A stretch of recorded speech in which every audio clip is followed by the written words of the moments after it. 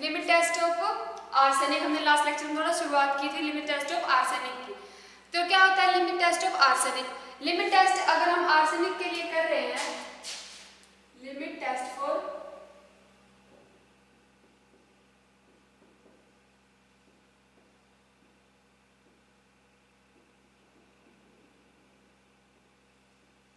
Arsenic क्या है, एक पॉइजनस कंपाउंड है जो अगर प्रेजेंट होता है तो क्या है, हजार्डियस होता है हमारे, इससे क्या होती है, डेथ भी हो सकती है।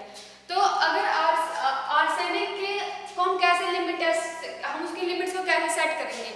आर्सेनिक को टेस्ट करने के लिए वैसे नॉर्मली सभी जो कंपाउंड्स है वो नेशनल सिलेंडर के अंदर कंपेयर होते हैं, टेस्ट होते हैं, बट जो आर्सेनिक है वो होता है गडजेट अपरेटस के अंदर। किसके अंदर होता है वो? गडजेट अपरेटस के अंदर।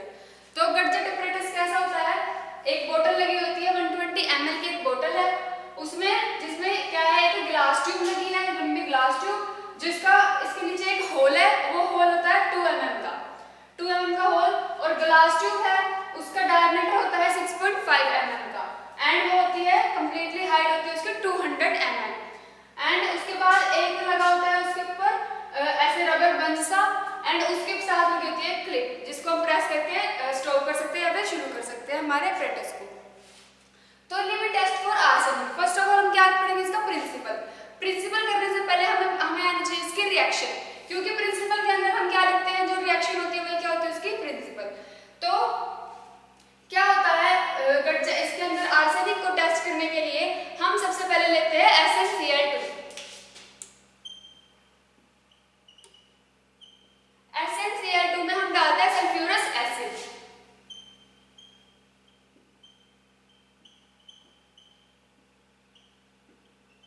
सल्फ्यूरस एसिड डालने के बाद वो चेंज हो जाता है H2SnO2 के अंदर, चेंजेस टू H2SnO2।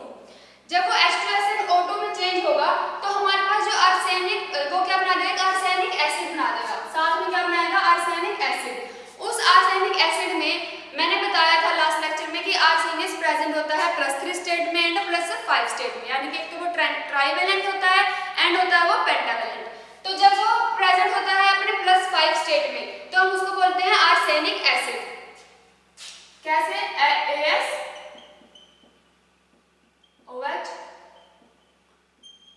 ये क्या है, आर्सेनिक एसिड। इसमें जो आर्सेनियस है वो किस पोजीशन में है, +5 स्टेट में, वो अपने +5 स्टेट में, यानी कि आर्सेनिक एसिड जो है वो क्या है, पेंटावेलेंट है, उसमें आर्सेनिक क्या है, पेंटावेलेंट है। ये तो था हमारा फर्स्ट स्टेप। अब इसके बाद क्या होता है, इसके बाद आर्सेनिक एसिड चेंज होता है आर्सेनियस एसिड के अंदर। आर्सेनियस एसिड के अंदर चेंज कैसे होगा, वो ये अपने आ जाएगा +3 स्टेट के अंदर।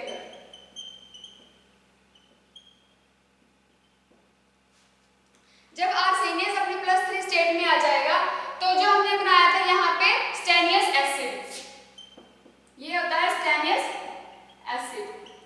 तो स्टेनियस एसिड चेंज हो जाएगा स्टेनिक एसिड के अंदर। मतलब कि इस रिएक्शन में क्या होता है, इसको बोलते हैं रेडॉक्स रिएक्शन। रेडॉक्स रिएक्शन कौन सी होती है, जिसमें रिडक्शन भी हो रही हो एंड ऑक्सीडेशन भी हो रही हो। तो इसमें आर्सेनियस +5 स्टेट से +3 में चेंज हो रहा है, एंड जो स्टेनियस है उसमें पहले स्टेनियस एसिड था, वो अपने इलेक्ट्रॉन्स गेन करके वो चेंज हो रहा है अपने स्टेनिक एसिड में। तो स्टेनिक एसिड होता है H2SnO3, इसने क्या किया, ये जो हमारे पास गेन कर लिया, और साथ में आ गई आर्सेनियस एसिड, और स्टेनिक एसिड चेंज हो गया स्टेनिक एसिड के अंदर। अब इसके अंदर आर्सेनियस एसिड में आर्सेन प्रेजेंट है +3 स्टेट में अपने। ये था हमारा सेकंड स्टेप जो उसमें बिकर के अंदर होता है। बिकर के अंदर हमारे पास क्या क्या प्रेजेंट है, जैसे कि हमने नीचे सैंपल लिया, सबसे पहले हमने लिया सैंपल, फिर उसके अंदर हमने डाल रखा है granulated zinc, concentrated HCl, water, lead acid लगा हुआ कॉटन कलर का, एंड मर्क्यूरी क्लोराइड पेपर लगा हुआ है। ये रिएक्शन इन सबके इस अपरेटस के अंदर होती है। उसके बाद ये कैसे होती है इसका प्रोसीजर में पढ़ेंगे, अभी हम पढ़ रहे हैं इसका प्रिंसिपल क्या है। तो प्रिंसिपल में क्या होता है, जो रिएक्शन हम लिख रहे हैं उस रिएक्शन को याद कर लो, उसी रिएक्शन को प्रिंसिपल में वर्डिंग के अंदर लिख दो। तो जब ये आर्सेनियस एसिड में चेंज होगा तो उसके बाद जो ग्रैनुलेटेड जिंक है,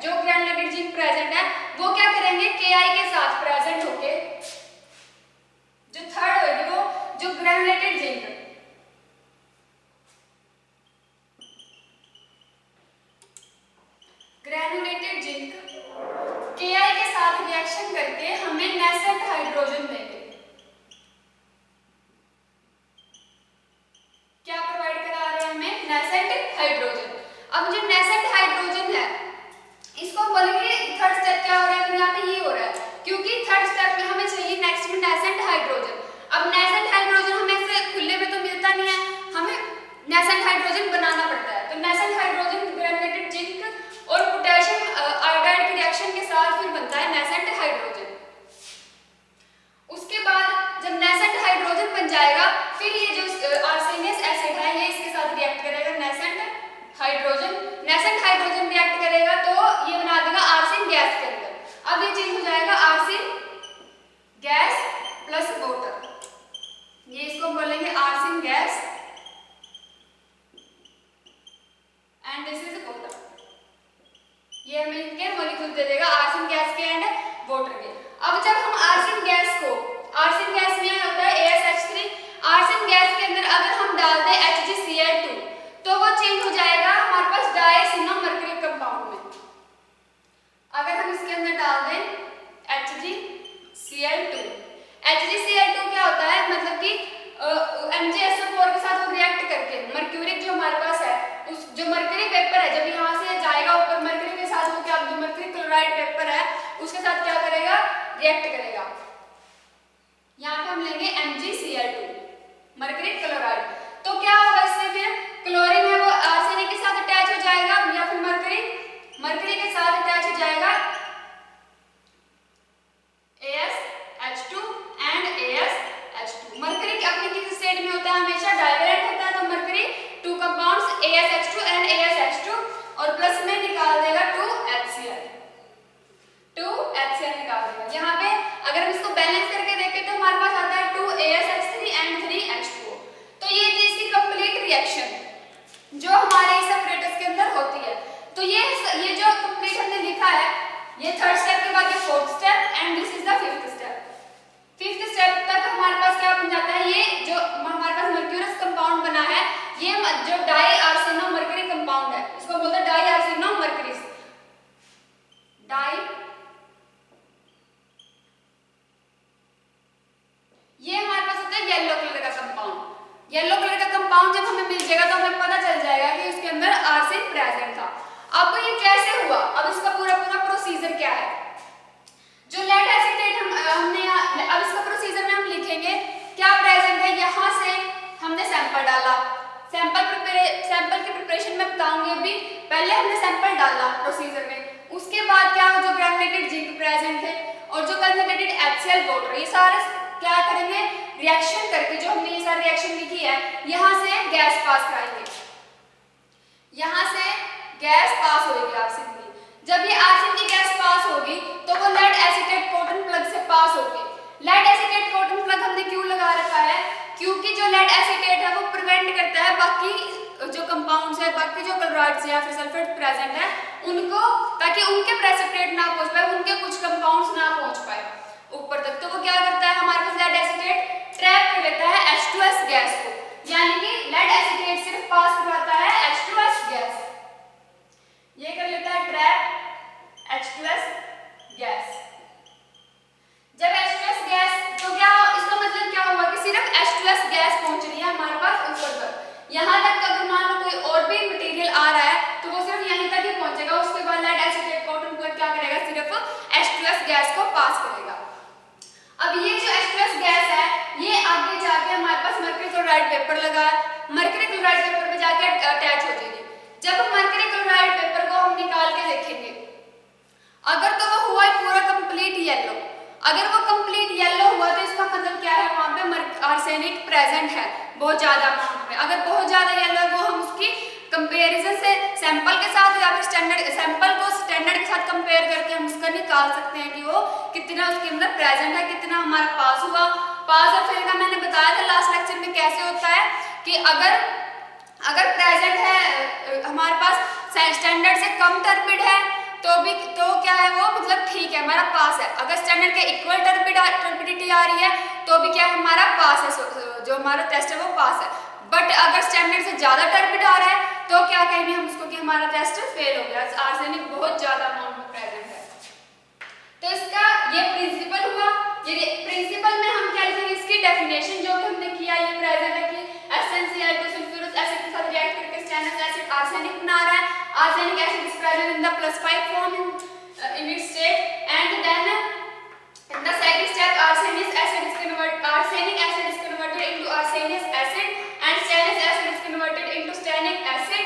Then granulated zinc and Ki forms nascent hydrogen. जब nascent hydrogen then react with the stannic acid and arsenic acid, then it is passes to the forms the arsenic gas, and arsenic gas on reaction with mercury chloride it forms diarsenomercury compound. जब diarsenomercury बन जाएगा तो हमें पता चल जाएगा कि वहाँ पे क्या प्रेजेंट है, आर्सेन प्रेजेंट है। तो ये हो गया इसका प्रिंसिपल, ये हो गया इसकी reaction, this is the structure. इसके अंदर हम मेन बात क्या है कि हम सभी कंपाउंड की सभी आयंस की टेस्टिंग के लिए नेस्लर सिलेंडर यूज कर रहे थे, बट इसमें हम यूज कर रहे हैं गटजेट का अपरेटस। ये है गटजेट अपरेटस। गटजेट अपरेटस कुछ इस तरह से दिखता है और उसमें से क्या क्या प्रोसीजर हो रहा है उसके बाद हम लिखेंगे प्रोसीजर। देन हमारे पास आता है इसका कि कैसे हुआ। मैं एक बार कंपैरिजन बता देती हूँ कि कैसे कैसे करना है।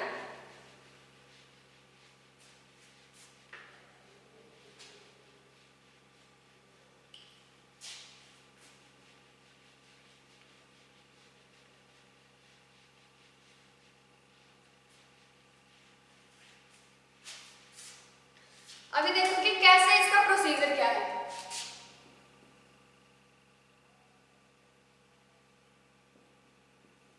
प्रोसीजर में हम तैयार करेंगे 2.5 ml 2.5 ग्राम जो हम लेंगे 50 ml वाटर के अंदर, अगर हम बना रहे हैं तो टेस्ट वाला।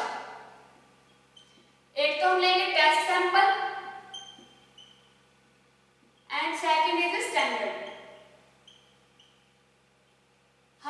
हमें हर लिमिट टेस्ट के लिए दो ही ऑपरेटर्स चाहिए, एक तो हमारे टेस्ट के लिए एंड सेकंड फॉर स्टैंडर्ड के लिए। तो टेस्ट वाले को हम T से लेबल कर देंगे, स्टैंडर्ड वाले को S से लेबल करेंगे। तो जब टेस्ट सैंपल में हम क्या डालेंगे, उसके अंदर हम डालेंगे जो हमारा टेस्ट सैंपल है, sample plus 1 gram Ki, potassium जो आयोडाइड हमने लिया था वो नीचे 1 gram, then 5 ml SnCl2 and zinc, granulated zinc. Granulated zinc हम डाल सकते हैं 10 ग्राम। ये हमारा टेस्ट सैंपल तैयार हो गया। टेस्ट सैंपल में हम क्या लेंगे 2.5 ग्राम इन 50 ml वाटर के अंदर, 2.5 ग्राम इन 50 ml वाटर। अगर मैं कहीं भी वाटर की बात करूं तो वहां पे हमेशा हम डिस्टिल्ड वाटर यूज करेंगे, which water is distilled water. उसके बाद ये तो हमारा हो गया टेस्ट सैंपल। उसी तरह से हम स्टैंडर्ड सॉल्यूशन बनाएंगे। स्टैंडर्ड सॉल्यूशन कैसे बनेगा, उसमें हम डालेंगे 1 gram Ki and 5 ml SnCl2 and 10 gram zinc. But जो हमारा सैंपल की जगह पे वो वहां पे क्या आ जाएगा, जो डाइल्यूट आएगा 1.0 ग्राम 1.0 ml of standard arsenic solution. Standard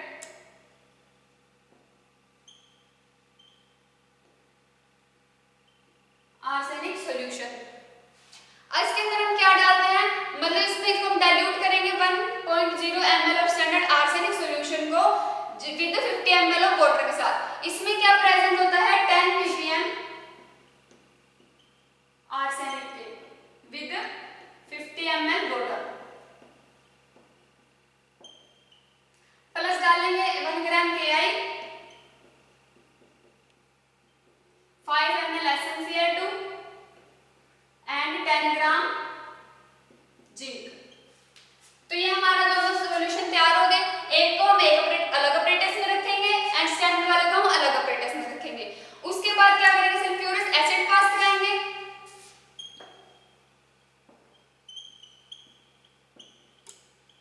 दोनों के अंदर फिर पास करवाएंगे कंसंट्रेटेड HCl। उसके बाद हम क्या करेंगे, जो मर्क्यूरी क्लोराइड पेपर है उसको चेक करेंगे आफ्टर 40 मिनट्स।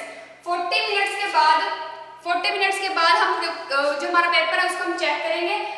उसके बाद अगर वो ज्यादा येलो हुआ, अगर कंपेयर करने के बाद स्टैंडर्ड से ज्यादा येलो हुआ तो क्या होगा, उसमें ज्यादा टर्पेड है, वो ज्यादा आर्सेनिक प्रेजेंट है। अगर कम येलो हुआ तो ठीक है हमारा टेस्ट पास है, अगर इक्वल हुआ तो भी हमारा टेस्ट क्या है, पास है। तो उसके बाद हम ऑब्जर्वेशन लिखेंगे कि हमने क्या ऑब्जर्व किया कि टर्पेड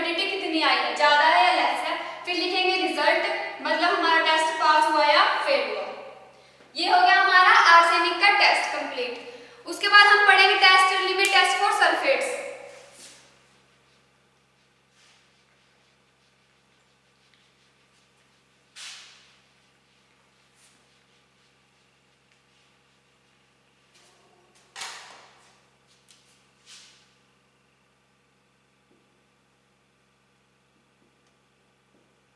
सल्फेट्स के लिमिट टेस्ट में प्रिंसिपल लिखेंगे BaCl2 हम इसमें लेंगे बेरियम क्लोराइड, जिसको हम पास करेंगे सल्फेट्स के अंदर से, सल्फेट्स के साथ पास करेंगे। सल्फेट्स क्या है, सोल्यूबल है। BaCl2 हम क्यों ले रहे हैं यहाँ पे, क्योंकि ये क्या कर रहा है फिर आगे प्रेसिपिटेट बनाने में हमारी हेल्प कर रहा है। फिर वो बना देगा HCl की प्रेजेंस में BaSO4 एंड क्लोराइड हमारे पास अलग निकल जाएगा। क्लोराइड्स क्या है हमारे पास, सोल्यूबल है, क्लोराइड सॉल्यूशन के अंदर सोल्यूबल है। तो यहाँ पे हमारा BaSO4 BaCl2 सल्फेट बना दिया, HCl की प्रेजेंस में क्या बन रहा है, BaSO4 प्लस क्लोराइड। अब BaSO4 क्या है यहाँ पे, सॉलिड पार्टिकल, यानी कि BaSO4 के बन रहे हैं प्रेसिपिटेट। BaSO4 क्या है, सॉलिड पार्टिकल्स है, जो हमें क्या शो करेंगे, टर्बिडिटी।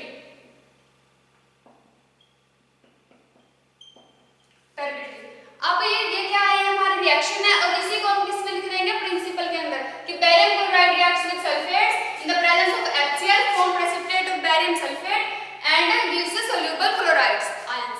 अब रोल क्या है BaCl2 का इसके अंदर, BaCl2 क्या कर रहा है, BaSO4 बनाने में हमारी हेल्प कर रहा है सल्फेट के साथ। वो क्या कर रहा है, BaCl2 helps to form sulfates with helps to form BaSO4 for sulfates with sulfates।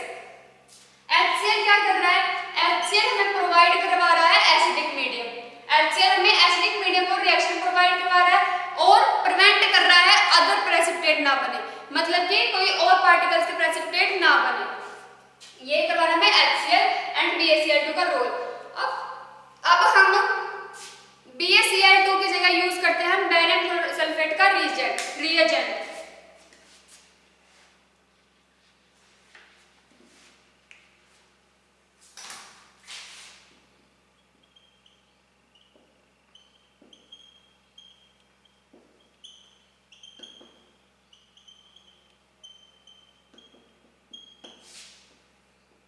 Barium sulphate का रिएजेंट तैयार किया गया कैसे, BaCl2 के अंदर हमने डाला K2SO4 plus ethanol.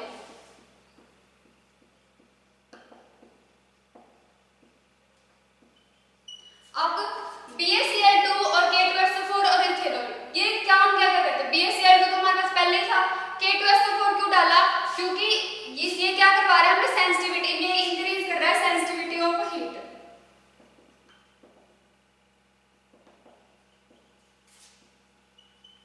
Sensitivity of heat increase कर रहा है। उसके बाद हमें क्या करवा रहा है, आयनिक जो कंसंट्रेशन है वो सल्फेट की वो प्रोवाइड करवा रहा है, provides ionic concentration of sulphates. K2SO4 हम डालेंगे 0.905 mg, 905 mg पर मिलीलीटर, इतना इसका हम अमाउंट लेंगे पर 100 ml के अंदर, पर 100 ml। अब इथेनॉल का रोल क्या है, इथेनॉल क्या कर रहा है, एक्स्ट्रा सैचुरेशन, मतलब कि ओवर सैचुरेशन को हीट मतलब प्रिवेंट कर रहा है, प्रिवेंट ओवर सैचुरेशन या फिर सुपर सैचुरेशन, प्रिवेंट कर रहा है सुपर सैचुरेशन को। सुपर सैचुरेशन क्या होती है, सैचुरेशन क्या होती है, सैचुरेशन होती है कि अगर कोई कंपाउंड मान लो कोई 100 ग्राम कंपाउंड है, किसी टेम्परेचर के अंदर सोल्यूबल है, उसके अंदर मिक्स हो रहा है, तो वो होती है उसके सैचुरेशन पॉइंट, यानी कि उसके बाद क्या होंगे, उसके प्रेसिपिटेट बनने शुरू हो जाएंगे। बट अगर हम उसको एक्स्ट्रा हीट कर दे, सुपर और हीट कर दे, उसको ओवर हीटिंग दे दे, तो क्या होगा कि वो और ज्यादा सोल्यूबल होना शुरू हो जाएगा, तो वो उसको हम क्या बोलते हैं, सुपर सैचुरेशन। अब सुपर सैचुरेशन में क्या होगा, अब इथेनॉल क्या करवाता है, तो सुपर सैचुरेशन से प्रिवेंट करवाता है। सेकंड क्या करता है, वो रखता है precipitate of BaSO4 in turbidity, BaSO4 के प्रेसिपिटेट रखता है टू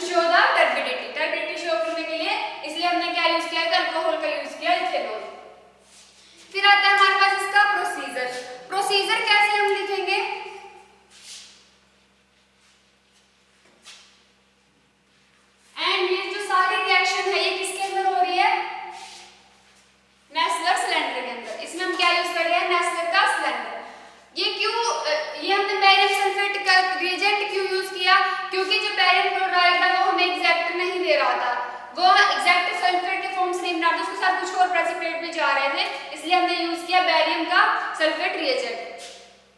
उसके बाद आता है हमारे पास प्रोसीजर। प्रोसीजर के अंदर सेम हम लिखेंगे, एक तो test sample and second is standard sample.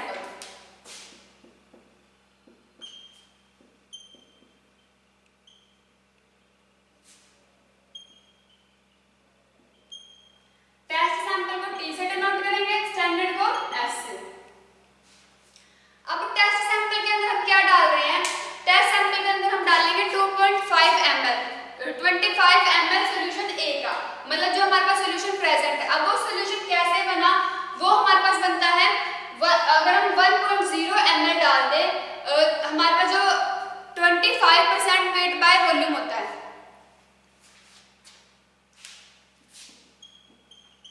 ml of 25.0% weight by volume solution का।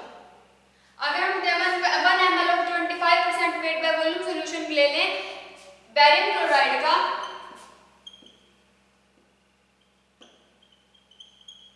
उसको मिक्स कर दे हमारे सैंपल के अंदर, जो हम कंपाउंड ले रहे हैं उसके अंदर, उसमें आगे क्या हम यूज करेंगे, हम 25 ml of solution A. Solution A कौन सा, जो हमारे पास ऑलरेडी प्रेजेंट है सोल्यूशन ए, उसमें हम डिसॉल्व करेंगे 5.0 ग्राम। 5.0 ग्राम क्या, जो 5.0 ml है हमारे पास वाटर जो फ्री है विद CO2 से, मतलब CO2 फ्री वाटर हम यूज करेंगे। ये था हमारे पास टेस्ट सैंपल प्रिपेयर हो गया। इसमें हम क्या डालेंगे, सैंपल, ये तो सैंपल था, सैंपल प्रिपेयर प्लस वाटर, उसको हम क्या कर देंगे, डिसॉल्व। वाटर हम यूज करेंगे dilute water.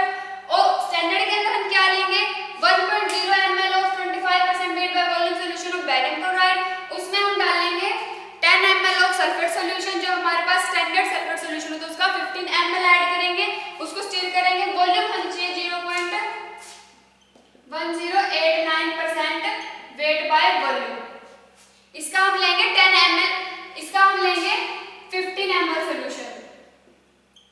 Solution of standard sulphate, standard sulphate. उसके बाद हमारे पास इसको हम क्या करेंगे, डिसॉल्व कर देंगे, 2 ml HCl डाल देंगे, dilute HCl, 2 ml dilute HCl mix कर देंगे। उसके अंदर भी सिर्फ क्या पॉइंट मिक्स चेंज होता है, फर्स्ट वाला। ऐसे ही हम दो प्लेट्स लेंगे, 2 बिकर लेंगे, उसके अंदर हम ये नेसलर सिलेंडर, ये किसमें होगा, नेसलर सिलेंडर के अंदर। इसके लिए हम अलग नेसलर सिलेंडर लेंगे, इसके लिए हम अलग नेसलर सिलेंडर लेंगे, तो दोनों रिएक्शन स्टार्ट कर देंगे। सैंपल वाटर डिसॉल्व करके 2 ml डाइल्यूट HCl, इसके अंदर भी स्टैंडर्ड सॉल्यूशन डिसॉल्व करके 2 ml हमने HCl डाल दिया, फिर 45 ml इसके अंदर वाटर डाल दिया, 45 ml वाटर, उसके अंदर भी 45 ml water, 5 ml barium sulphate reagent, 5 ml barium sulphate reagent. उसके अंदर भी हमने क्या किया, सेम करेंगे, इसके अंदर हम सेम लिखेंगे, 5 ml बैरियम सल्फेट का रिएजेंट, फिर मिक्स कर देंगे उसको। मिक्स करने के बाद उसको अलाउ करेंगे 5 मिनट या फिर 40 मिनट, जितना टाइम तक वो मतलब कि उसके अंदर टर्बिडिटी ना आ जाए। फर्स्ट ऑफ ऑल उसको स्टिर करेंगे हम ग्लास रोड से, फिर उसको मिक्स कर देंगे, स्टिर करने के बाद उसको रखेंगे थोड़ी देर के लिए, 5 या 10 मिनट के लिए, फिर उसके बाद उसकी टर्बिडिटी हम नोट करेंगे, उसके साथ कंपेयर करके टेस्ट सैंपल और स्टैंडर्ड सैंपल को कंपेयर करके हम उसकी टर्बिडिटी मेजर करेंगे, ऑब्जर्व करेंगे। इस प्रोसीजर के बाद हम लिखेंगे ऑब्जर्वेशन,